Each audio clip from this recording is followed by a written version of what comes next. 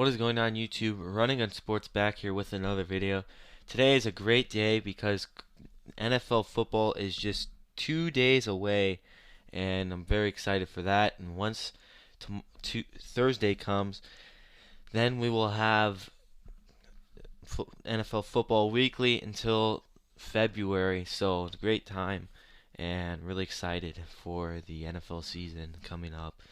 And so today we are talking about the 2021 NFL Pro Football Hall of Fame annual game. And a lot of people might be wondering what's the point of playing the college football, or excuse me, the Pro Football Hall of Fame game. What's the point of it? And it's to kick off the Hall of Fame inductees for the 2021 Pro Football inductees of the Hall of Fame. And there's some great people on the list for the Hall for the Hall of Fame inductees. Tom Flores, great head coach for both the Raiders and the Seattle Seahawks, won multiple Super Bowls with the Raiders.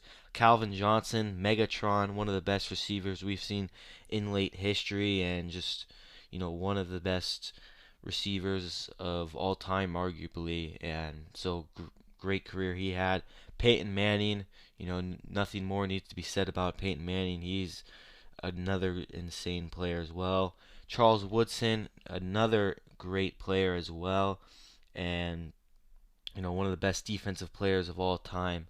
And that's just to name a couple of them, but that is what the Hall of Fame game is for, to kick off the inductees weekend. It's a big weekend for the Hall of Fame. And so when is the game? The game is on Thursday, August 5th, as I mentioned, at 8 p.m. Eastern Time in Tom Benson Hall of Fame Stadium in Canton, Ohio. And really excited to talk about this game today. It's kicking off the 2021 NFL season. It's crazy. And really excited to talk about that. So with that being said, if you have not already, please subscribe. Share this with your friends. Follow our social media pages at runandgun_sports on Instagram and at runandgunsports on TikTok. And so let's get right into this video with some news surrounding the Hall of Fame game. Coach Mike Tomlin has named Mason Rudolph as the starting quarterback for the Pittsburgh Steelers in the game versus Dallas. And that's really changes the game. We're thinking Ben Roethlisberger was going to come out and be the starter. I was, and this news came out just about an hour ago, and so that's big news. Kind of changes it a little because in the Hall of Fame games you see these guys, or not the Hall of Fame games, but just preseason games in general. You see guys with backups in majority of the time, and you don't. It changes it because Mason Rudolph will be coming in earlier than expected, and that is what we'll see, and kind of change because guys will be coming in earlier than they would be if Dak Prescott played. And even if Dak Prescott played, he would probably play maybe one series on offense at the most. You don't want him to get injured. And so if you don't want Ben Roethlisberger to get injured, or Dak Prescott, for either of the teams. And I think that that's important, and especially both these quarterbacks. Dak Prescott obviously coming off of a horrific injury lately, but I think that Ben Roethlisberger has had a pattern of injuries, and he's quite old himself. So there's no real point of him playing in the game, which makes a lot of sense, and good decision for the Pittsburgh Steelers. But Steelers running back, new rookie running back Najee Harris will be the starting running back. Like I said, most of the starters will only play a series at the most, and just the first preseason game. And it's going to be different this year in the NFL because normally you'd see in a 4-week preseason schedule. Week 1, the starters play one series. Week 2, they play maybe a quarter. Then week 3 of the preseason, they play probably the whole half of the game. And then week 4, they play one series. They don't play much. And so now it'll be interesting. So week 2 will be the prime week for preseason guys, and then week 3 will be the week that guys on the bubble of making the roster will. That will be the week of them, you know, them making it or not, depending on how well they play in the game and whatever. And so makes it'll be interesting to see how it pans out with 3 preseason games. So we'll see. But we're gonna start talking about how these two teams match up: the Dallas Cowboys versus the Pittsburgh Steelers. And let's start out with the 2020 record. The Pittsburgh Steelers went 12-4 last season, off to 11-0 start, and then lost almost every game but one in their final 5 games of the season. And they had a red hot start. Some people argued they were going to go undefeated. Some people thought they were overrated.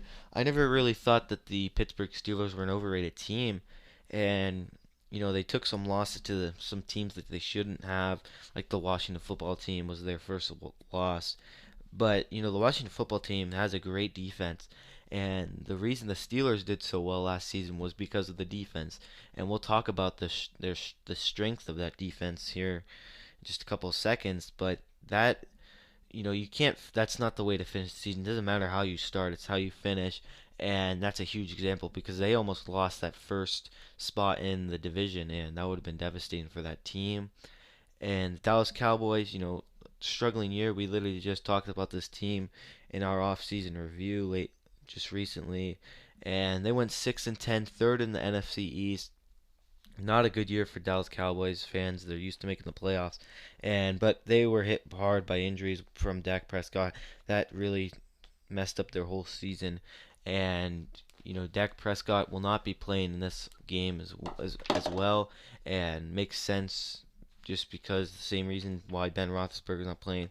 It's your franchise QB, it's Dak Prescott, and you don't want him to get injured, and especially because he has been injured lately. He's had a setback in his recovery process, which is really unfortunate for Dak Prescott, and so I think that's a good decision for the Cowboys, and I hope we see Dak Prescott in the preseason.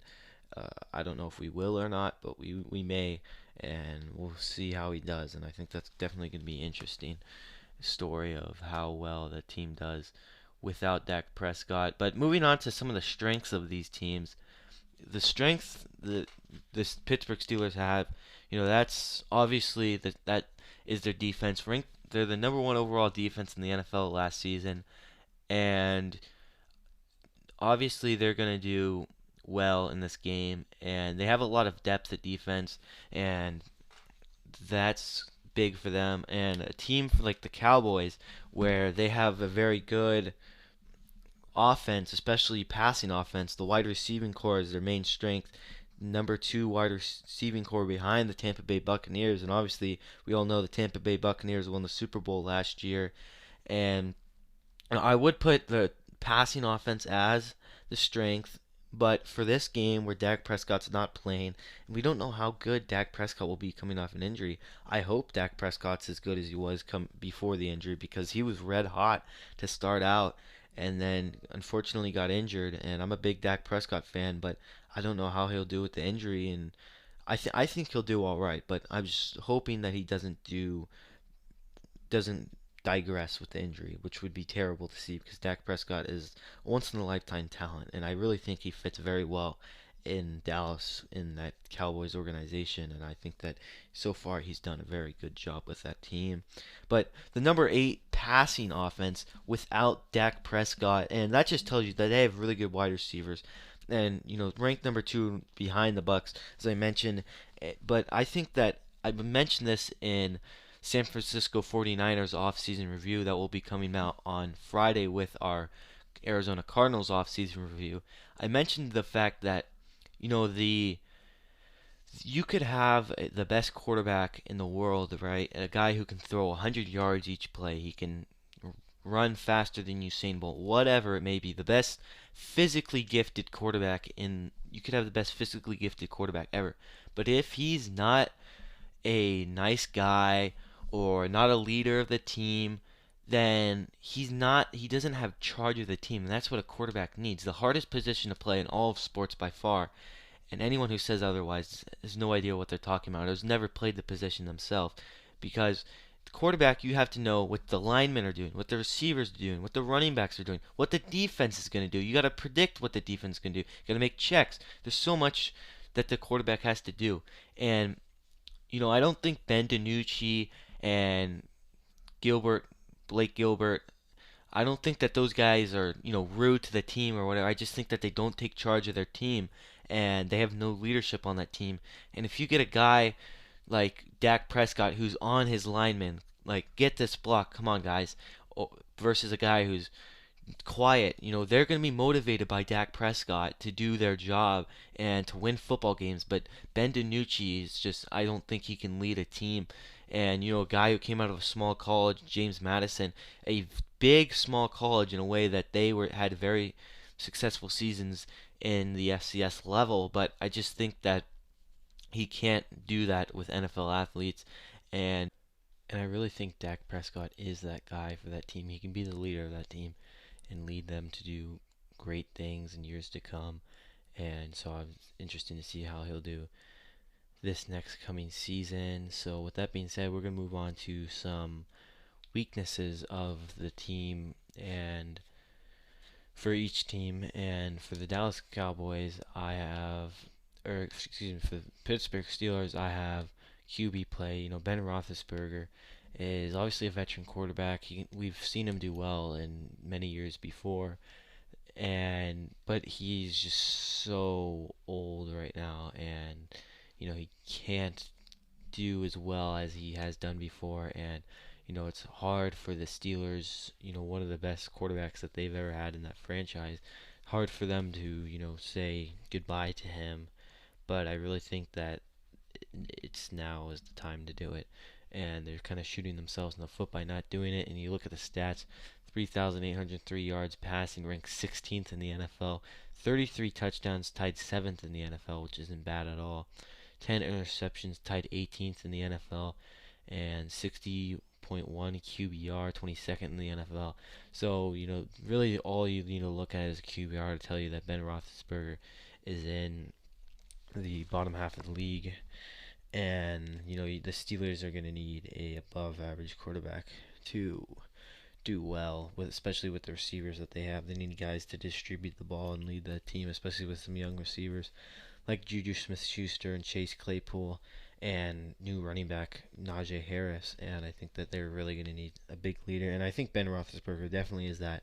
It's just the play is not there right now, and that's unfortunate for them because I'm sure they'd love to keep him around to coach the team up as much as he can. And maybe he'll teach Dwayne Haskins to be a great leader of that Pittsburgh Steelers team, and we'll see if he is. And we'll see how that goes. But you just look at the other stats. Besides touchdowns, is in the bottom half of the league for every other stat, and it's just. That is right now what I have for their weakness.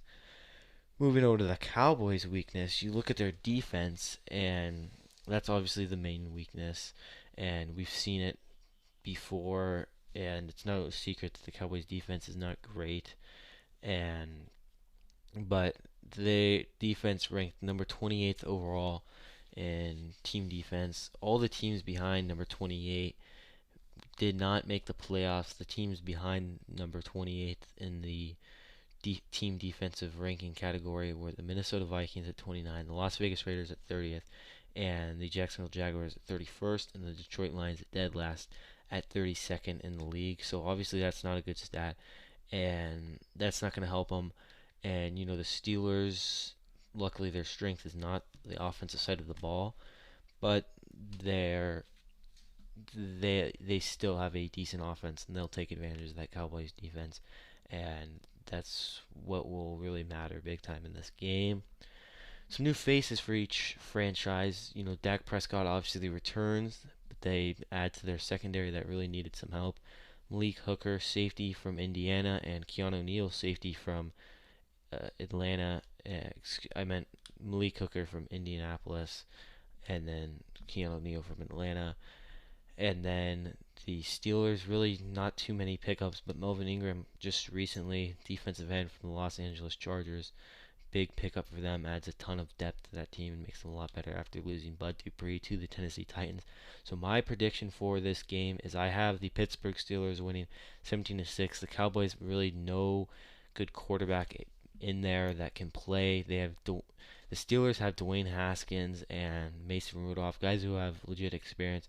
Ben DiNucci and Blake Gilbert will not get it done for that team, and it'll be a low-scoring game. I don't expect, a very it'll be a sloppy game, but we'll see how it goes. And I'm excited to see the kickoff of the 2021 NFL football season.